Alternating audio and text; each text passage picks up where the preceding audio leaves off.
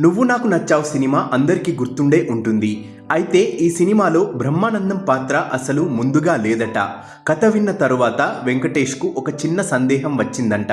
Second హాఫ్లో ఎక్కువ భాగం ఒకే ఇంట్లో జరుగుతుండడంతో ప్రేక్షకులకు బోర్ కొట్టే అవకాశం ఉందేమో అని ఆయన అభిప్రాయం వ్యక్తం చేశారట. ఆ సూచనతో ఆలోచనలో పడిన త్రివిక్రమ్ వెంటనే మిస్టర్ బీన్ తరహాలో ఒక ప్రత్యేకమైన కామెడీ పాత్రను సృష్టించారు.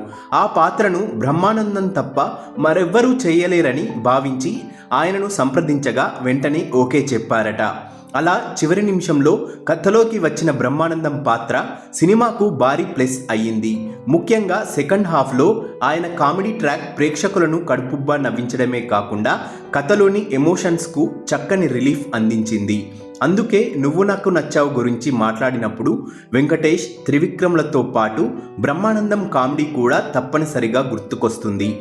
మీకు ఈ సినిమాలో బ్రహ్మానందం చేసిన ఏ సీన్ ఎక్కువగా నచ్చింది కమెంట్లో చెప్పండి.